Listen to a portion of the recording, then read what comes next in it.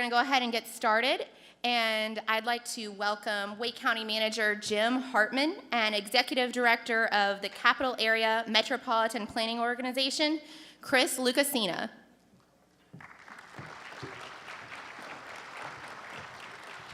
Good evening.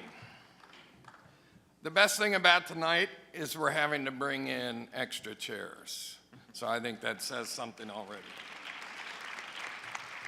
I'm County Manager Jim Hartman, and I'd like to welcome you to the Wake County Transit Investment Strategy Public Kickoff. I'm glad to see so many people here tonight.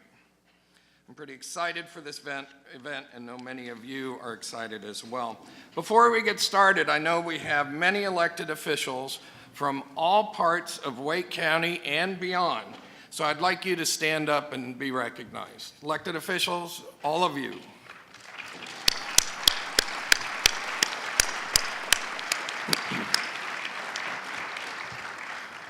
And now I'd like everybody else to stand up.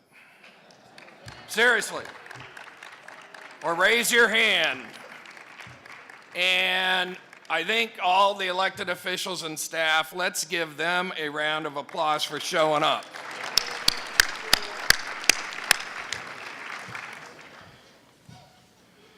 The transit strategy we are kicking off tonight is going to take a slightly different approach and emphasize public outreach and public education. So it's really important that you are here and part of the process. And we want to move ahead. As we move ahead, we want to invite you to encourage others to participate. There's so many fantastic organizations that are working together on the Wake County Transit Strategy.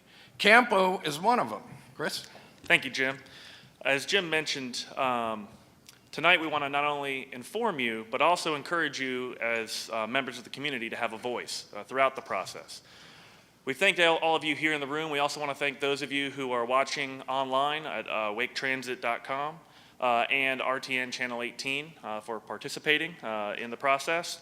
And as Jim mentioned, we have several partners involved in this effort: the Wake County Transit Strategy, the City of Raleigh, the Town of Cary, Raleigh-Durham International Airport, NC State University, Triangle Transit, Wake County, the Capital Area Metropolitan Planning Organization, and the Research Triangle Park. Together, these agencies are dedicated to bringing the county the best transit options that we can. And tonight, you'll hear from several speakers who are going to explain different transit options and the process that we're going to use over the next several months. We hope that that's interesting, interactive, and hopefully informative for you all. Lots of people, I'm sure including some of you, participated in a survey ahead of tonight's meeting and shared some of your questions about transit and the process that we begin tonight. We'll be answering some of those questions during a question and answer period later this evening. But we also want to gather questions during the event. If you have a question, you can tweet it to @WakeTransit, and we will try our best to get it answered. If you aren't on Twitter or prefer paper, we also have note cards available. For the folks watching who are not in the room, we want to hear from you as well. Send your questions via Twitter or email them to waketransit@wakegov.com. And we are very excited to have international public transit expert Jarrett Walker with us this evening. I'm not Jared, of course, but Jared has 23 years of experience designing and explaining transit networks. He's worked with transit agencies, with cities, with developers and nonprofits, pretty much anyone who wants to make better use of public transit in their community. He's led numerous planning efforts in North America, Australia, and New Zealand, and is known for his work educating stakeholders about the choices that transit requires, building clear consultation processes, and helping organizations form a coherent and implementable set of transit goals. He's also the author of the book Human Transit. Please give me one more warm welcome for Jared Walker.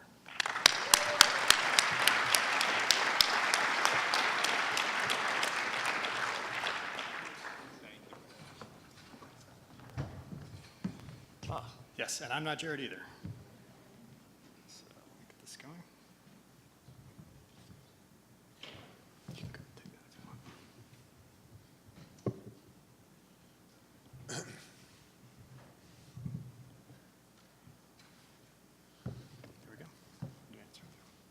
Thanks very much.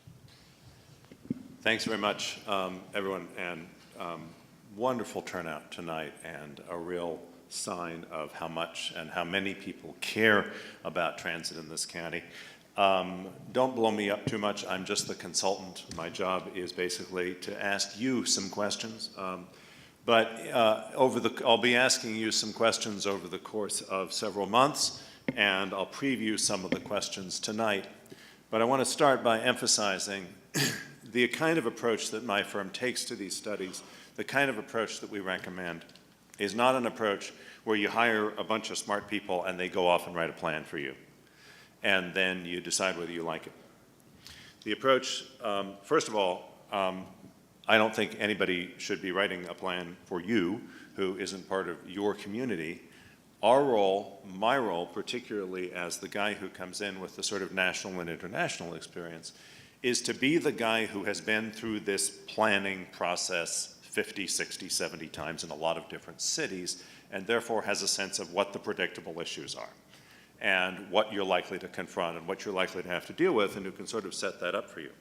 But the distinctive thing about this process is that the plan is going to be yours. It is going to belong to Wake County. It's going to be the result of quite a rich consultation process in which everybody in this room will have some way of participating. What's more, at numerous points through this process, we are going to ask you hard questions. And I'm going to ask you a couple tonight, and then as we go through the study, there will be a few more. For example, there will come a point in this study where there will be 2 maps of the plan. They will be very, very different. And we are not going to tell you which one we like, because we're not going to like one of them or another. That's not going to be my job. They're going to be their purpose is going to be to illustrate to the community what dramatically different options you have, how many different paths you could take, but in a way that highlights also what the real trade-offs are that you have to think about. So it may seem at first that the first question is really the easy and obvious one. And this is, of course, a fundamental value judgment. We're talking about paying some more taxes in return for a better transit system, and people are going to decide for themselves ultimately whether it's worth that to them. This is the first part of my presentation where I can be mistaken for a salesman, because I'm going to talk a little bit about why this conversation is happening in so many cities right now, and why transit is suddenly hot in a way that it hasn't seemed before in a lot of different cities across the country. So forgive me if I sound like an advocate for this a little bit. Obviously, I've spent 23 years in public transit. I kind of like it. So feel free to discount my views as that of somebody who's pitching for his own profession. But some interesting things are happening in the world. Everything we thought we knew about urban transportation 10 years ago has come into question. Because from basically my childhood until 2004, one of the things we were all sure about was that the overall quantity of driving in the country was going up and was going to keep going up, and that looked like something we could take to the bank and something we could all count on. And then in around 2004 to 2006, the line stopped and flatlined, and it has been basically flatlined ever since. I could also show you charts from the United Kingdom, Canada, Australia, and New Zealand, the countries I follow closely, and they all look like this. Across the developed world, driving stopped growing about a decade ago. Now, you can have lots of different feelings about this, but this is a fact. Now, there are a whole lot of different explanations for this, but one is certainly the return of the city and the new interest in urban lifestyles and urbanization. I want to say right away, this is a very important point. When I talk about the virtue of urban lifestyles, I am not telling you that you personally should want one. What I am saying is that the market seems to be telling us that people want this. If San Francisco were such a terrible place, it would not be so monstrously expensive to live there. That is the free market telling us that places like that have something that a lot of people want right now. What's changing? It's not just that VMT has gone flat, it's that the age of the first driver's license continues to rise. I encourage you to notice this statistic because it's a statistic that distinguishes the millennial generation from their parents at the same age. And one of the commonest ways to misunderstand the millennial generation on the part of older people like me is to assume that our young adult children are basically ourselves at that age, and that yes, we like those things at that age, and when they're older, they'll like what we like. That's probably true to a great extent. This morning I had breakfast with a group of millennials and we had a great conversation, and I asked them about the ways in which they think they're different from their parents and the way that they think their generation is unique. And they couldn't name the reasons that I think their generation is unique. They told me mostly about ways that every young generation thinks they're different from their parents. You know, we feel more open-minded, we're more flexible, you know, all those kinds of things that are just mostly about being, I think, about being young. But what's interesting about the millennial generation is this enormous demand for a particular kind of place, and a demand that they're sort of leading but are not the sole source of. People, all generations, are to some extent taking a greater interest in multimodal cities, advocating, you know, valuing things like diversity, proximity, opportunity, serendipity, the sense that cities are places where things are more likely to surprise you, and some people like being surprised, and sustainability. And of course, there's also the economic dimension that losing the car is the key to affordability. There are a bunch of emerging reasons now for more people to try transit, and there's some emerging information we're getting right now that's changing the calculus about transit. And let me start first with the reality. There is this desire to live in denser, more walkable places. There is the question of affordability around car dependence. People are experiencing the car as a burden, the car ownership. People in certain economic circumstances do not associate their car necessarily with liberty, or at least the liberty that it provides them is also an enormous economic burden. Safety. Safety and value of travel time. We are getting more and more information telling us that really, really, really safe driving is really boring. And that most of the things we do to entertain ourselves while we are driving our cars, we probably shouldn't be doing. It was a very interesting event. I don't know if you've heard about it. In the United Arab Emirates, which is a country I've been in, your results will differ because we don't drive nearly as bad as they do. It's a country of really very frightening roads, but nevertheless, their major smartphone carrier went down for 3 days. Everybody's phone went dark. Traffic accidents dropped by 40% in those 3 days. So there's something going on there, which is think about how this, everybody's little umbilical cord now, is changing the value of travel time. When I was a kid, time you spent driving was basically lost time. You could listen to the radio, but that was about all you were going to do. Now, I could be working. And the reason I take the bus, even though it often takes, you know, twice or more as long as driving would take, is that I am busy. And I could get a bunch of things done on this bus that I can't get done if I am staring at this boring pavement and at the car in front of me when I have more important things I could be doing, and lots of us are in that experience. And remember, this thing about the millennial generation, the distinctive thing about their generation is that they don't know what it is like to not have always had that. So they are attuned to that, attuned to these possibilities in a way that, you know, we old folks who are learning this later are never going to be. So that's going into this calculation about what is a good use of time anymore, and it's why transit doesn't have to be faster than driving anymore. Then there are a bunch of reasons, that's reasons for people to try transit. Then there are emerging reasons for urban areas to try transit. And they have to do fundamentally with breaking through the way that congestion will otherwise cap your economic growth. Now, lots of people want to have an argument about whether transit will reduce congestion. Will there be fewer cars in front of me on the freeway if we build this transit line? That is actually a complicated argument to make, and I think the real argument is more interesting. The real argument is that when your freeways get congested, it will become a barrier to development and a barrier to further economic growth. Transit is a very effective way of creating vast amounts of capacity that bypass that barrier and allow growth to continue. And that is why great cities that have established transit systems are now able to take such extraordinary amounts of growth, such extraordinary amounts of stuff being built in places like Philadelphia, Washington, D.C., because they have the transit systems. Congestion, my conservative friends will run numbers that say, but congestion is terrible in Washington, D.C. Yes, but congestion affects not very many people, really, because so much of the city is on the transit system. Transit is associated with attracting the talent that is attracted to dense cities.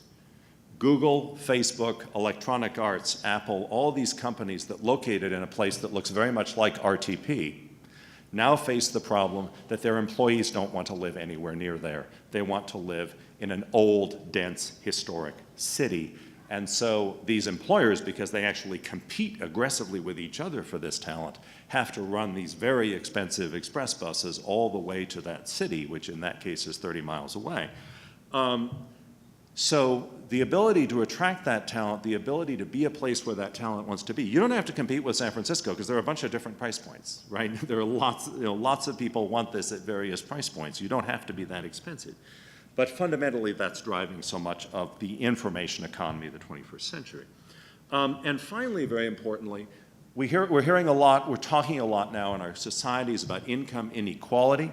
Not everyone is comfortable with that term, but I think we can all talk about income immobility, the danger of being trapped at a particular income level with no credible way of improving yourself. This is the basic question of, if the society is built on the image of a ladder of opportunity, that ladder has to be visible from the bottom.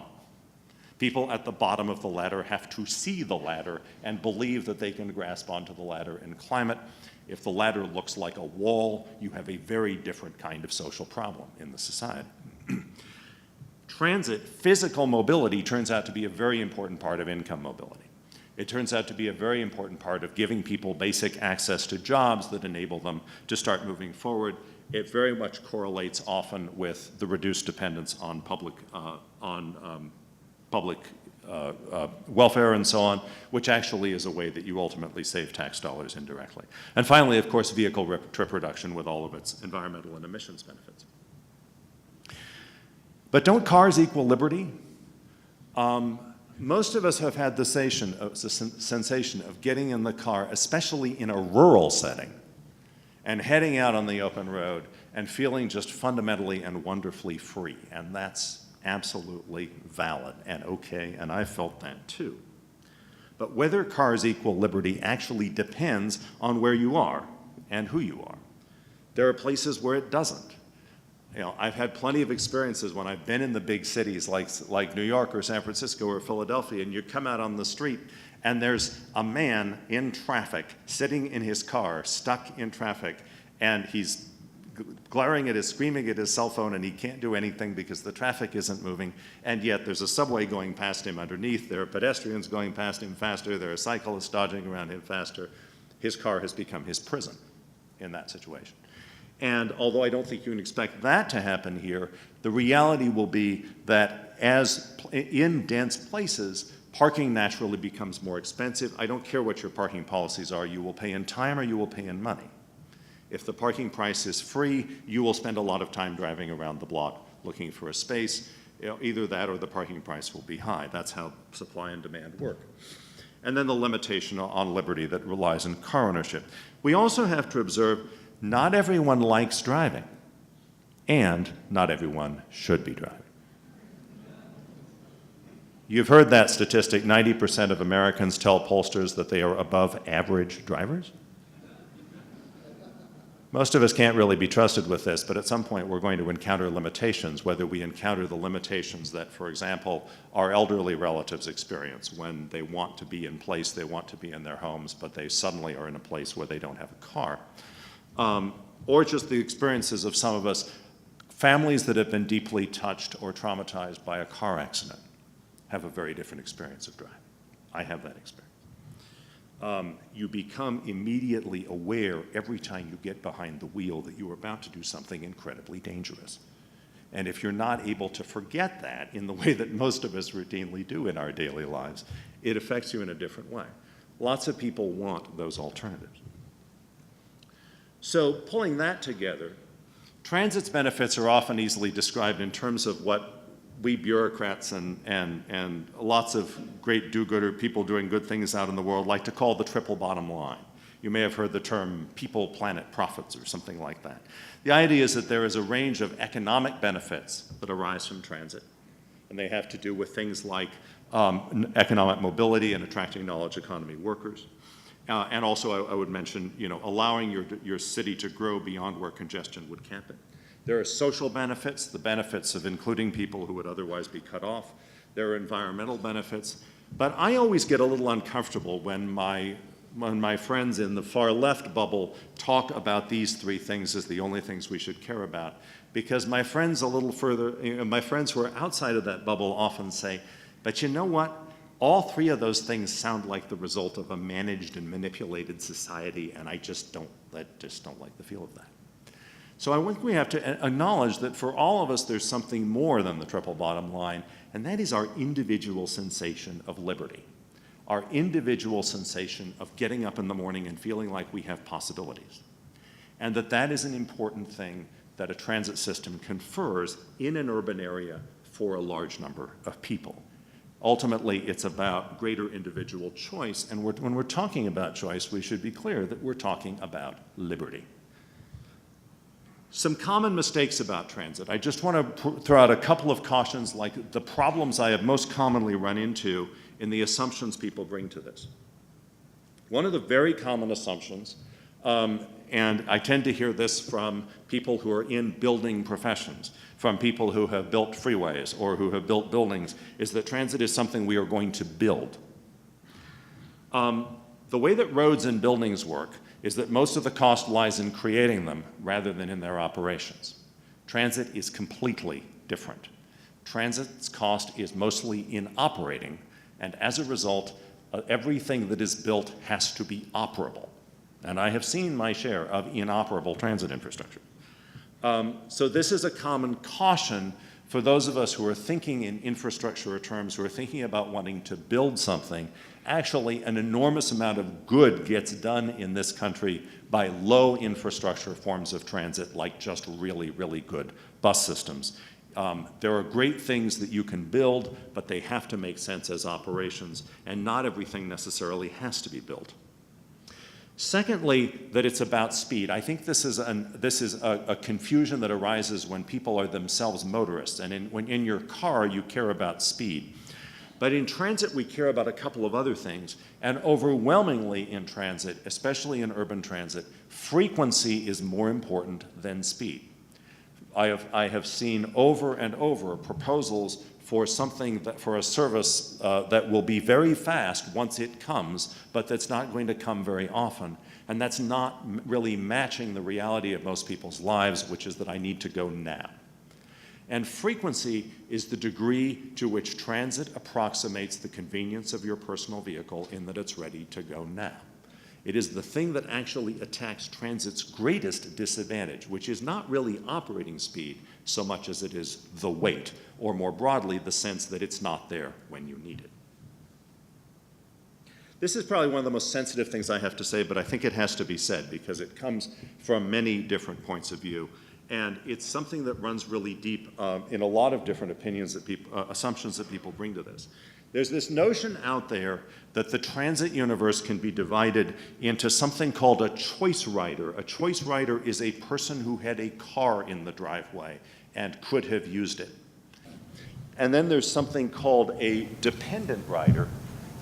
And a dependent rider is someone who is assumed they have to use transit no matter how bad it is. We have this image that tends to push us to extremes of assuming, okay, are we talking about choice riders or are we talking about dependent riders? And the answer, of course, is that like so many things that seem like two opposites, there's actually a spectrum and almost everybody is somewhere in the middle. We are all in different situations that give us different ranges of choices and different ranges of preferences. And so whenever somebody starts talking about we need to attract choice riders, you need to caution that If this is somebody with a 7-figure salary and 3 BMWs saying that transit should be attractive to them personally, well, there aren't very many people in that position. Most people are somewhere in the middle. And this is the danger of polarization generally, that the ends are more exciting than the middle, but most people are in the middle. And what that means for transit is that it's a spectrum, and that means, too, incremental improvements in transit gain incremental ridership benefits. They always do. And if we were waiting around to make a big if the story of transit was there's really no point in caring about it until we can make a big gesture that will attract the choice rider, well, that's not how transit actually works. How transit actually works is that incremental improvement generates incremental ridership benefit, and you can go a long way through incremental improvements. I'm not saying there aren't great things that you can achieve with big things like a big piece of infrastructure, but it's not the only way to grow the relevance of transit in fundamentally transformative ways. So I'm going to ask you a big, hard question now, and I'm going to take some time to explain it. But I first want to offer you a metaphor, which for my role in the person who asked this question, and it's like plumbing. Say you hire a plumber to fix your sink, and he goes in under your sink, and he messes around a little bit, and he finally beckons you over, and he says, "Now look, I could just glue this together like this and wrap some tape around that, and it'd cost you $50 and be good for another year. Or I could rip out the whole assembly and replace it like this, and it'd be just like new, but it'd take a week for the part to get here. Cost you about $1,000. And you need to make a decision. And you, the customer, have to make that decision.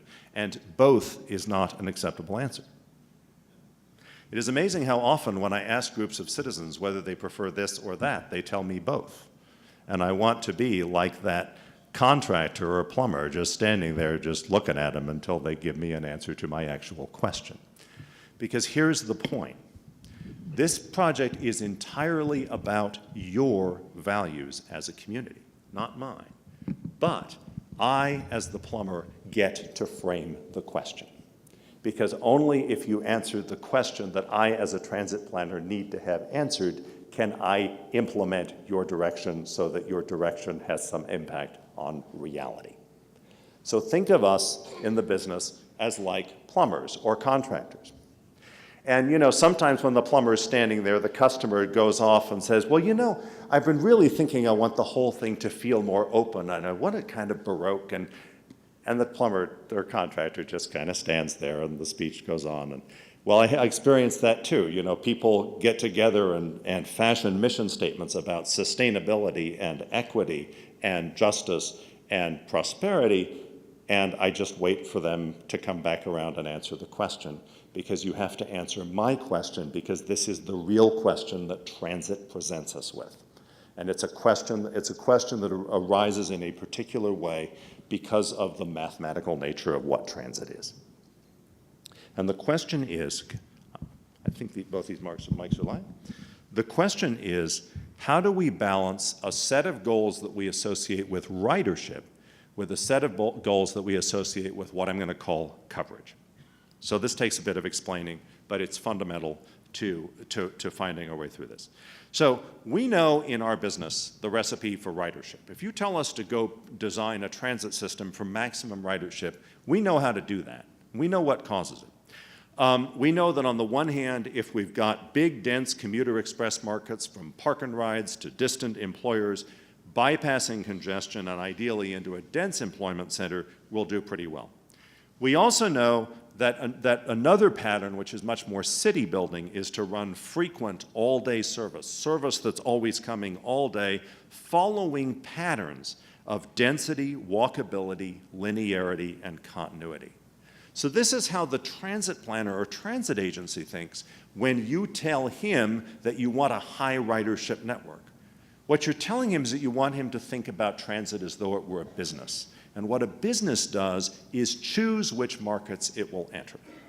Businesses flatter us customers into thinking that we're choosing them, but before that happened, they chose us. They chose to be available to us. And how does a transit business think about that? Well, they learn to recognize patterns in a city that indicate high ridership. And they also then reward those patterns with frequency. Frequency really matters. We keep a huge database of individual routes in about 25 cities across the US, mostly around your size class, and we keep plotting them. The x-axis is midday frequency, the y-axis is productivity, which is ridership per unit cost, bang, $4. And you see that even though frequency is expensive, as the frequencies get higher and higher, which is to say a lower and lower number, like every 15 minutes or every 10 minutes, the productivity goes up. High frequency is a very expensive investment, and yet it really pays off if it's in the right place. That's why a lot of transit systems now are developing brands that really not only present their frequent network, but actually really advertise it. We want people to see that part of the transit network where service is always coming. The wait is over, the network for people in a hurry, my own contribution to the discourse, the slogan, frequency is freedom. So how is Raleigh doing on frequency? How's Wake County doing on frequency? This little map is in colors that I'll just briefly introduce because all of our maps will be in this color scheme. Red means service every 15 minutes or better all day. That generally means a bus is always coming soon. Blue, there's not very much blue on the map, there's a bit in the south, means service every 30 minutes all day. Green means service every 60 minutes all day, and the orange lines are generally peak only. They only run during commute periods. And what we can see is that what we have right now in Wake County is a terrifically frequent internal circulation system in NC State. We have a line out New Bern, and we have a line out Capitol Boulevard, and that is it. So huge amounts of the city, even relatively potentially high ridership parts of the city, now getting a bus once an hour all day, do not begin to determine your transit potential based on your existing ridership when you were only running one bus an hour. That is not a frequency that many people are going to find liberating. So just to apply a little bit of peer pressure, here's Columbus, Ohio, rather similar city in terms of size and mix. They are also a capital and university town. Big grid of red lines all over that map that will be put in when they complete the plan we did for them. Little old Salem, Oregon, a freestanding town of only 100,000, our state capital in Oregon, no major university. Even there you see quite a complete network of red lines. But I want to come back on the next part. So frequency is important, but the other part is that if you tell us that you want ridership, we have to respond with service to a particular kind of built environment. And those features are these four. Density. Think about it. We've got a bus stop or a transit stop, doesn't matter what the mode is. There's a certain area around that where it's going to be easy to get to that transit stop. How much stuff is going on in that area? That's what the word density means. And I'm sorry if some people have emotional responses to the word density, but that's the actual meaning of the word, the amount of stuff in a fixed area. So we have to care about that. And if there's twice as much stuff, we're going to have twice as much ridership potential for the same cost. Obviously, we gravitate toward density. How are you doing on population density? There's actually quite a bit of it. The pattern of population density in Wake County is kind of scattered, but there is, of course, that huge east-west band that incorporates most of the south half of the city of Raleigh, the old part of the city of Raleigh, and extends well on west in patches into Cary. There's a somewhat separate and more difficult to serve suburban area with some high densities in the north. We've left Durham and Orange on that map just for a little bit of peer pressure to convey that, for better or worse, your densities are comparable to what Durham and Orange have. The patterns are a little different, the challenges are a little different, but it's not unreasonable that you would have at least that level of transit demand. But it's not just density. It's not just, are there people within a quarter mile of the stop? Can they walk to the stop? Well, that's about the local street network. And this is why, all other things being equal, you will always get better ridership out of the downtown Raleigh grid or out of other fine grid networks than you will in a network of loop-to-loop streets, because it affects how much that circle is the quarter-mile circle around a transit stop in the center. The black lines are how much of that circle can actually walk to the stop in that distance. And obviously, where you have a grid, most of the circle can walk to the stop. If you don't have a grid network, if you have a more fragmented street network, you may be near people, but they may not be able to reach you. The other crucial part of this is, can you cross the street at the stop because most transit will take you from this side of the street in the morning, return you to that side of the street in the evening. You will have to cross the street once per day to make a round trip. Pedestrian crossings are crucial. Linearity. Parts of your region consist of lots of destinations strung out along a line that's very easy for transit to follow so that we connect any two of those destinations. Glenwood is a nice example of a pretty nice linear street with lots of interesting destinations all along it, all the way out to Crabtree. After I drove down Glenwood, I drove down Edwards Mill, and I saw a street that has about as much density, but a lot of it seemed to be hidden way back in the trees on the end of long roadways. I finally got to the NC State Biomedical Campus, which is way off a roadway down there. You've built it, we have to work with it, but all other things being equal, that is a less promising landscape for a high ridership transit system because walking out to the line is so much more difficult. This puts us in the awkward position of either going straight down the street and making people walk a long distance or having to deviate into these places which nobody will have the patience to ride through. It forces on us a no-win choice between serving these destinations and running straight. Finally, continuity. All other things being equal, if we have to cover a longer distance to get to you, that is a lower bang for buck for us than if you were closer in. And nothing against Zebulon or Fuquay-Varina that are in that situation in this county, but that is part of the math of transit. So all I've said there is that there's a big if around everything I've just said. I've not said that any of those places are better than another. I've not said that I like them more. What I've said is if you tell me you want a high ridership network, those are the places I will focus on. Only if you tell me that. So if I'm pursuing a ridership goal, what I will tend to do is take the available budget, concentrate it on relatively few streets because that's what enables me to run really high frequency, is that I don't try to go too many places. I focus where I can run really high frequency. I run a network of just that. And that tends to be the high ridership solution. If you in this region decided that you wanted your transit system built based solely on ridership, you might not have any service outside of Raleigh and Cary, except maybe a couple buses on the peak. If we go other places, it's for other reasons. Large parts of those cities, of course, wouldn't have service either.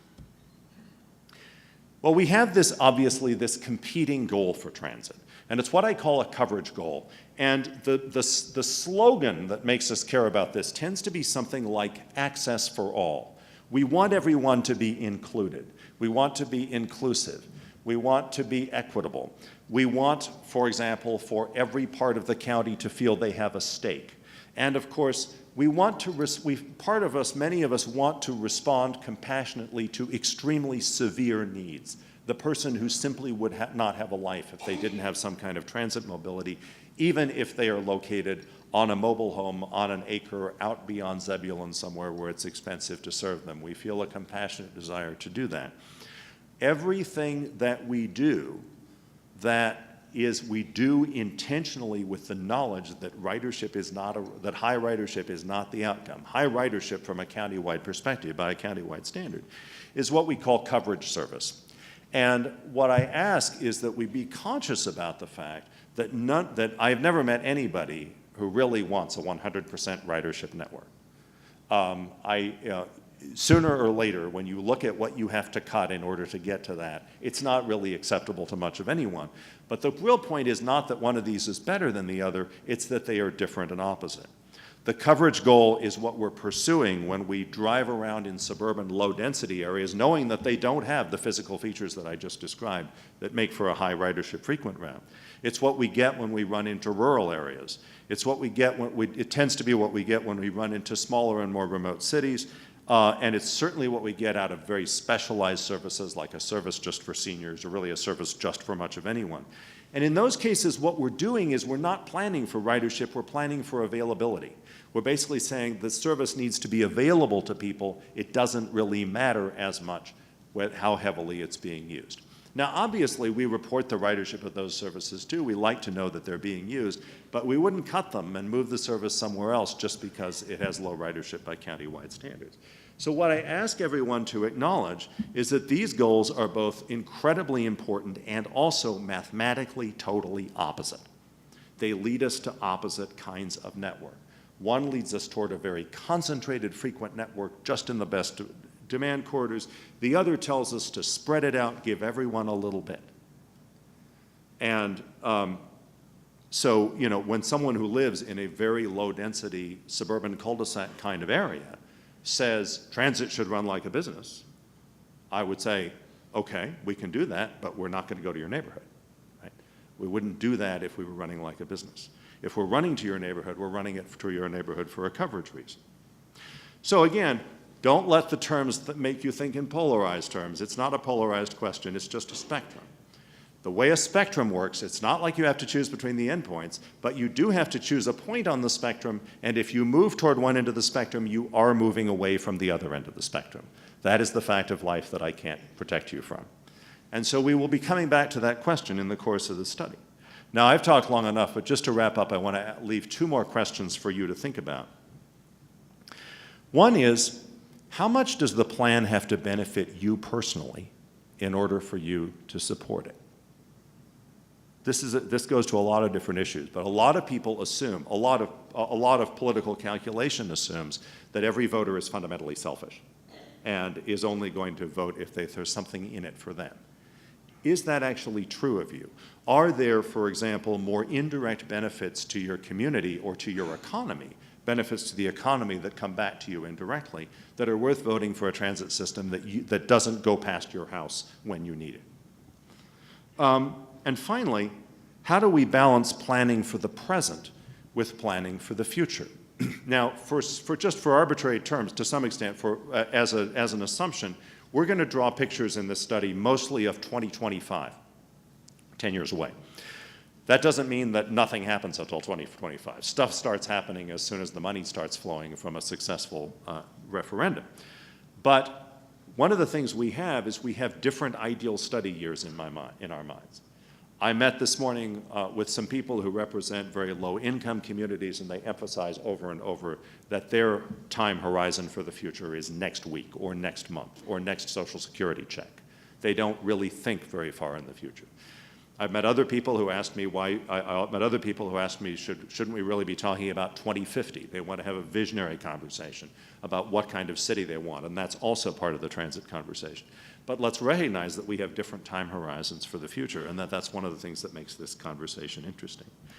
So I'm just going to wrap up by repeating the 4 questions I've asked, none of which I have answers to because they're designed to evoke your values and encourage you to talk with each other. And to say thank you very much. If you're interested in learning more about where I come from on this, I wrote a book called Human Transit, which is a very friendly and readable thing. If you Google Human Transit Introduction, you'll find the introduction online. Thanks very much. I'm going to pass it back to Richard.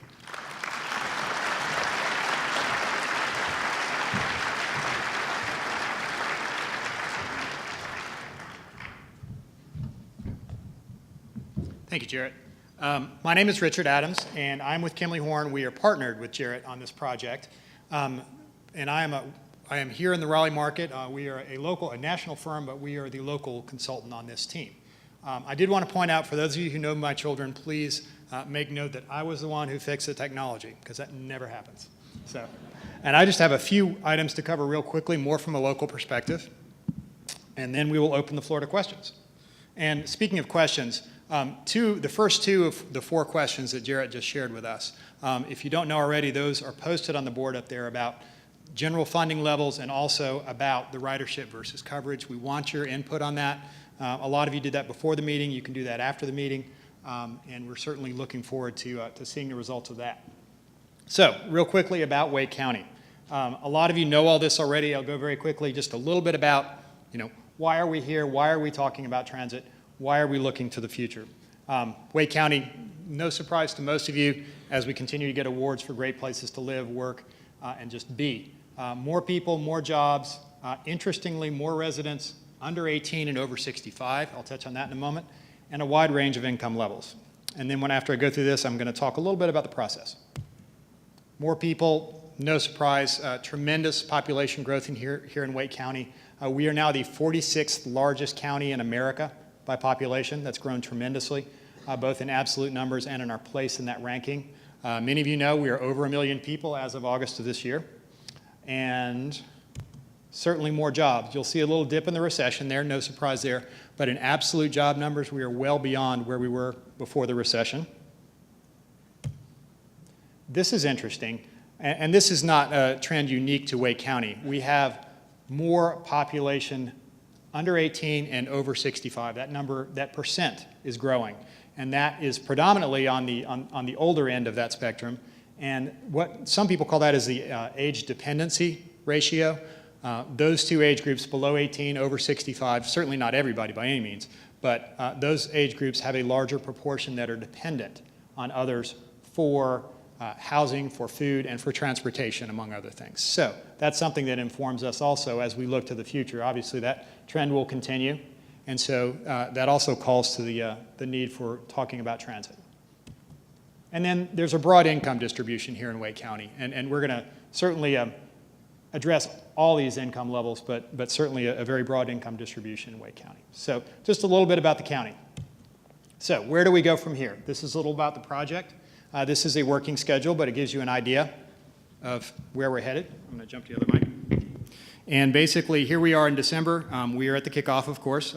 This is just the beginning. I think that's obvious to most of you, but we have no answers. We have no alternatives yet. We're just beginning this process and looking forward to really getting into it later this year and mostly next year. As we move into the winter time, the bottom line are the processes. The top line in blue are the deliverables. We have a document coming out called Transit Choices. It's going to touch on a lot of things that Jared has talked to us about. It's going to touch a lot on both on Wake County, on the facts of Wake County, a lot more than I just talked about. It's going to talk a lot about the facts of transit. Some of what you heard tonight, but in more detail about the facts of transit.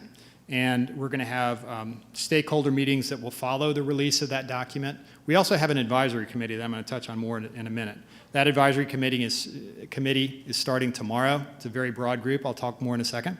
The stars on here are when that advisory committee will get together at a minimum. And so in the January timeframe, we released the Transit Choices document. We have another advisory committee meeting at that time. And then we have a broad public outreach process. We get the advisory committee back together. We develop and Jared touched on this earlier, we develop network alternatives, okay? And those are going to be distinctly different alternatives for the public to consider. And so you will, of course, the public will see that. There'll be public outreach about that. That will be in the spring. And so look forward to that. And there will be obviously more public discourse after that about the choices. And it's not going to be a binary question of one alternative versus the other. There will be trade-offs in between those. And the likely final outcome here will be some blend of those two. But again, they will be distinctly different, as Jared said. And then with the schedule right now, we're looking at summer as to when, again, the advisory committee likely would get together again. We would come back, listen to what the public has said, listen to what the advisory committee has brought to us, and develop a network plan based on that. A little more about the advisory committee. It's 72 people as of right now, and we have lots, I'm certainly not going to go through all this, but we have lots of different groups represented, and you can see every municipality in the county is represented, lots of different agencies, lots of different population groups. So we're certainly trying to be inclusive, and we're real excited to engage with that group tomorrow. And we're going to challenge them, just like we're challenged the public at large, to think about the trade-offs and really come up with a plan that is that speaks to the whole county. So at this point, we are going to move to question and answers. All of you have been given index cards. I know some of you have turned that in. Certainly feel free to do that now. Just hold them up and we'll collect them. Teresa over here is ready to do that, and we have lots of other folks as well. You can do it, those of you technology savvy, we have email, we have Twitter, and we really look forward to getting going on that, and we already have some that we have received. Okay, great. So, we have some that we received through the survey that came out on the website in advance, and we're seeing more now, so we're looking forward to that. So, first question, can we expect all areas of the county to get transit service? So I will start that, and Jarrett will we'll share that as well. Certainly, that really touches on what we just talked about. That is clearly talking about the coverage goal. So, Jarrett, do you want to delve into that a little more? I think that really answers itself. To the extent that you want that, you want us to devote a certain amount of the study of the plan's resources to coverage, to making sure that it's spread out a little bit everywhere. That is a choice that will be made. It is going to be in tension with the ridership goal. Why should I support transit if I have a car? And I think we've answered some yes, of these. exactly. Yeah, okay, So why don't we? we'll keep moving. Will this plan support light rail or buses or both? I'm going to talk modes here. So. There's a reason I haven't used those words, used the word light rail tonight until now. The point of the plan is to talk about transit and to talk about a transit network and the benefits that arise from people being able to get places easily. We will inevitably get to a conversation about the specific rail proposals that were put before you by the last Wake County Transit Plan in 2011, which include a segment of commuter rail from Garner through Raleigh toward Durham, where we'd be talking, of course, about Wake County's piece of that, and also about a proposed light rail line from Cary through downtown Raleigh and out to the northeast. We want to have those conversations in the context of first having a conversation about what you all want out of transit and what are the values that are important to you. And so that's why we're starting there. We will certainly get to that question. And I'm going to use that to segue to the next question. I mixed up the order a little bit. Will Durham be involved in this effort? I'll start on that a little bit. We certainly reached out to our neighbors, our neighboring counties as part of this effort. Triangle Transit is a key partner in this effort, which obviously Triangle Transit represents the whole region. And so and as we all know, commuting patterns, travel patterns do not recognize boundaries, certainly don't recognize county lines. So we're going to be informed by all of our neighbors, including, of course, Durham. So, will transit options save time for commuters? And I guess that depends on which commuters you are and where you are. That's always the answer, yes. It depends on which commuters, where they're going, and it depends on, to the extent that you want a more ridership-oriented transit system, the transit system will be focused on places where there is lots of ridership potential that may or may not be your particular commute. So it depends. All right, this is one that we saw a lot in the advanced questions on through the website. There were several versions of this, and certainly we see it again here. Will there be a link to the airport, to RDU? This comes up a lot. We've had conversations today with various stakeholders groups about this. Again, I'm going to put to my partner, Jarrett, because he's experienced a lot of different airport situations across the country and around the world. So. The answer to almost all of these questions, of course, is that it's up to you all. And it's up to what comes out of this process. I do have a specific caution about airport services. They are very, very, very popular politically because lots of people can imagine using them very occasionally. And for that reason, they tend not to generate as much ridership as their political popularity might indicate. That's the caution about airport services. That doesn't mean they're good or bad, doesn't mean you should or shouldn't have one. That's the only technical caution about them. Because so many people can imagine using them occasionally, they tend to be more politically popular than their actual ridership outcome indicates. It turns out that a lot of the ridership that actually supports a strong airport rail link, or not a rail link, I'm sorry, any sort of airport link, is employees.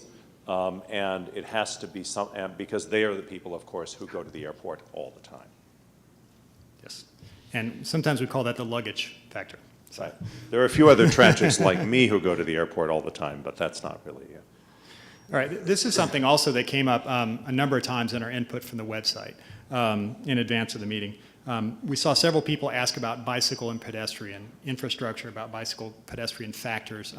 Jared touched on a little bit. Certainly the pedestrian and the bicycle connectivity is a critical part of this. I do want to caution about what we're going to focus on in this study is certainly related more to the transit side, but it's a critical piece, both pedestrian and bicycle infrastructure, as part of this plan.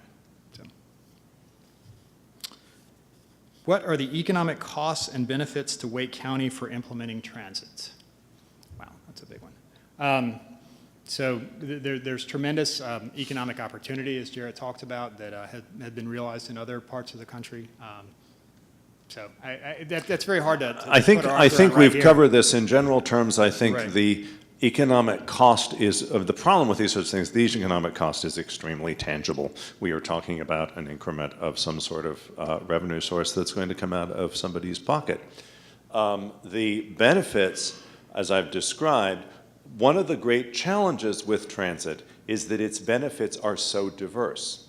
It has economic benefits, it has social inclusion, social benefits, it has environmental benefits, it has benefits to people's sensation of liberty. So my one caution to the questioner is don't assume that there's only one kind of benefit. Don't assume that it's only economic, because actually, often you can challenge transit on one of these points at a time, but the remarkable thing is how it delivers across the board in so many different ways. And that somewhat answers this question: how will we fund the improvements in this plan? This plan is certainly timed and intended to help answer the question of whether or not Wake County will add a half-cent sales tax for transit. Wake County does have the ability to do that. That would obviously need to come from the community, come from the municipalities, come from the Board of Commissioners, and ultimately, of course, come from the voters of Wake County. So that is the factor, one of the primary resource factors we'll be talking about as far as what might fund this system. So, how will this plan address things like bus stop conditions and other amenities, on-street amenities? Again, I'm going to caution those are very, very important things. We will not be drilling down into the details of whether your bus stop, your transit stop, will or will not have a bench, trash can, shelter, but we will talk about certain levels of premium transit and the types of amenities that they might have associated with that type of transit. This would probably be a good time to mention the idea of altitude. So plans have different altitudes. And altitude means what you think if you've ever looked down from an airplane or looked at Google Earth, which is that you can either see a whole big area in not very much detail, or you can see a small area in a lot of detail. This is an important but detailed area. It tends to be sort of stop by stop, segment by segment. What this plan is going to be specific about are major pieces of infrastructure like any sort of rapid transit or fixed guideway service, the alignments of major commuter services that connect communities across long distances across the counties, the specific alignments of the frequent network, what I talked about, those red lines, the places where just good local bus service is going to always be coming soon. Below that level, the plan becomes more general. We are not going to precisely redesign every bus network, every bus route in the county according to how it would look under the plan. Below the level of the frequent network, when we're talking about less frequent services, demand responsive services, all those times, there are going to be some line items and a general sense of where those would cover, but we won't necessarily get down to that level of detail. Please keep in mind that the way things actually happen is that it's like landing a plane, right? We've got to look at things at high altitude. You've got to be at high altitude in order to get there. And then as you implement, it's a process of stepping down to lower altitudes where we start talking about things like individual bus stops. And finally, when service goes on the street, it's kind of like when you land. We have this problem in planning of also what's called the sudden abrupt loss of altitude, which is when we can't focus on the county-wide issues like the issues we're raising tonight because there's somebody who only wants to talk about their bus stop. That happens too, and that's one of the things that we're going to ask you to help us with as we have this conversation, is to be conscious that we're at a particular intentional altitude here, which is the altitude we need to be at to see the needs of the entire county, and we will get to lower altitudes as you go through the implementation of the plan. Okay, this is an interesting one. People don't shoot the messenger. People don't want to ride buses. How will this plan change that? So I think, first of all, I would say we want to challenge that notion in the first sentence. People are riding buses. They're riding buses here. But this plan is not going to change people's perception of this service or that in terms of what they want to do. We are going to talk about the types of things, frequency, other quality of service that can be applied that might increase, that we know will increase ridership if done in the right way in the right place. I really do have to attack the assumption there. Generally, if people are not riding buses, it's because the bus service isn't very useful yet to them in their situation. Please keep in mind that if people are making a rational decision not to use the bus system, we don't need to make cultural generalizations about them to explain them. We don't need to say that those kinds of people don't ride buses if it's just rational for them not to ride buses, okay? So what we actually see as we improve bus systems incrementally is that ridership grows as the buses become more useful. And ultimately, it reaches a point where all kinds of people are on the buses, as you've seen if you've ever ridden buses in a much bigger and denser city. So I simply don't think that problem, I don't think that's a useful way of presenting the problem. It's not a way of presenting the problem that's really consistent with the data.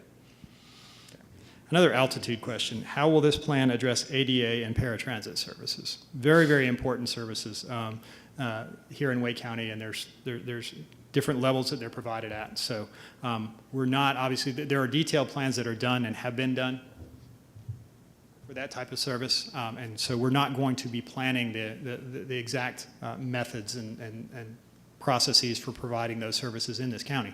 But it's certain that what comes out of this plan has an opportunity to impact how that's provided. So under the Americans with Disabilities Act, the cost of a new fixed route service into a new area that we don't serve now, if it is frequent, can generate a federal requirement for what's called complementary paratransit, which is that there has to be demand-responsive service in the same area for people who can't afford to, for people who can't use fixed route services for reasons of disability. We will track that cost as a valid part of the plan if we when proposing those kinds of services. I've got to be honest, this is sometimes a reason why those services don't get proposed, because that, although the service itself may be affordable, it may require us to extend paratransit over a large rural area, and that cost comes along with it under the Americans with Disabilities Act. So that's a thing that has to be thought about. Okay, here's one from someone interested in the NC State community. How will Wolfline be integrated into this planning process? And there's some follow-up questions, but I'll start with that. NC State University and their transportation department, which administers and provides Wolfline, is a part of what we're calling the Transit Core Team. They're at the table and have been great partners already in this process. And as you can see from the mapping that Jarrett showed you, they are already providing their own high-frequency network that is doing quite well in terms of ridership. One of their biggest issues is overcrowded buses, and that's not an issue we have across the region. So they're critical partners and have been key. And as Jarrett said earlier, universities are key to this process, not just NC State. All right, bear with me. What amount of street network improvements will be integrated into the plans? How much city/DOT support is there? So we're certainly not planning new street networks as part of this. The process will certainly respond to the street networks. There are limitations on what can and can't be done based on the street network, and certainly looking at the rail network as well. This is not focused on buses, it's not focused on rail, it's focused on transit as a whole. Sorry, I'm dealing with lots of handwriting, so bear with me.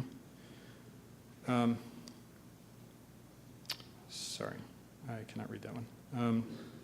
Go to the next one. Do you expect taxpayers to subsidize riders? If so, how much? Is Salem really the capital of Oregon? That's on the same card, so. Wikipedia, it's on your phones. That's right. And the taxpayer question, again, that's what the community has to answer. There is certainly, as I said before, the sales tax is a question that the community has to answer. Can we expect all right, I think I have already answered that one. And all right, so let me get to the new ones. What will the impact of driverless cars be? I can take that one. All right. Have at it, Jarrett. They will still be cars. When you get to a community of a certain density, there will still not be room for everyone to be in a separate vehicle if you want a kind of vibrant community. There is also one other important caution about driverless cars. Despite all you have heard from them, they have not actually been invented yet in the sense of being anywhere near being ready to be something you'll see on your street. I do think that they're coming. I do think that there is a much longer process of social acceptance than their proponents may assume at the moment. I think that nevertheless, there will always be a role for the vehicle that carries many people at once going more or less the same direction, because that always uses scarce urban space more efficiently than even driverless cars do. Next question. How will this transportation choice cause Wake County and North Carolina to grow? And I think Jarrett touched on that a little bit earlier in terms of at some point on certain corridors and then more across the region, congestion causes limitations on growth. And transit, premium transit, enhanced transit can really extend that growth. Let's be clear too. I mean, let's be honest. You are a region, but you're also in competition within the region. And you now have a neighboring county that has a transit plan that they're implementing. People who are coming to the region are often going to get to choose which county to live in. So there are trade-offs that individuals are making that are going to be affected by the availability of transit. That's very important. Will the plan be Title VI compliant? Yes. So that's a requirement. So. Yes, that is a requirement. Well, mostly Title VI comes in at a lower altitude of planning than we'll be doing here. So, but obviously, we're cognizant of Title VI. Title VI, if you don't know the term, it's worth looking up a little bit on Wikipedia too. It's federal legislation that basically mandates that transit planning be done in a way that is not discriminatory in outcomes against either low-income or minority communities. I have to say, personally, as a transit planner, it would be foolish of me to do that anyway, in the interests of building either a high ridership system or an equitable system. But we do have there is a system of federal legislation that guarantees those outcomes. Okay, next question. Is it a good idea to use transit to help limit sprawl? And so, again, I think that's a question that certainly if that's a goal of the county, that and whether or not transit is actually going to be a tool to help limit sprawl. Jarrett, I think the caution I want to make out is, yes, transit is part of a package of actions that can do that. It's not the only one. Where I come from in Oregon, we have been very successful in limiting sprawl. We have built on, I think, in the last 20 years, we've built on something like 2% of our agricultural land around cities. That's not just because we have good transit systems, it's also because we have a very strong system of agricultural preservation and a whole bunch of other legal barriers to growing horizontally. I prefer to frame this differently, which is, are you going to meet the market for urban living? And I think ultimately, if people who want to live in an urban place, and I should add, at all price points, want to live in an urban place, can do so, there will be less market for horizontal growth. And I must add, there will still be plenty of low-density suburban homes for everyone who wants one. There's nothing coercive about this agenda. The next question is about the business community. How can we get businesses on board with transit, i.e. malls, shopping centers, office parks, hospitals, et cetera?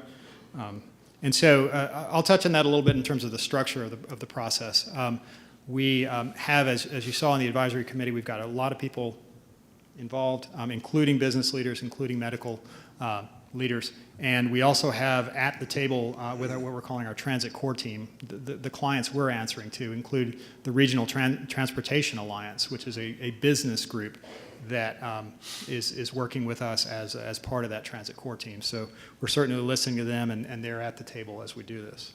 So, and hospitals are key as well. Certainly, WakeMed already is one of the key transit destinations in Raleigh, and other hospitals as well. So, should we try to link major stadiums, arenas, et cetera, to achieve familiarity and popularity? This might come to the peaking question, but certainly that's going to be something we look at. Those are obviously major trip generators. The challenge is the intense level of peaking that those things create. But that will absolutely be a factor in the discussion. Okay, what are the top 3 benefits, in your opinion, of improved transit for the working class? I think we've talked a lot about that already. I think we've that's talked about this pretty well. Yeah. How does this plan work with the governor's recent transportation plan? I don't think that the one that was just the latest, spot prioritization addresses Wake County Transit. They did have funding for the Durham Orange Light Rail. So the state has stepped up with some funding for that. So that certainly could speak to the future for Wake County. I do want to be a good steward of your time, of everybody here. We have a lot of people here. We've got great input.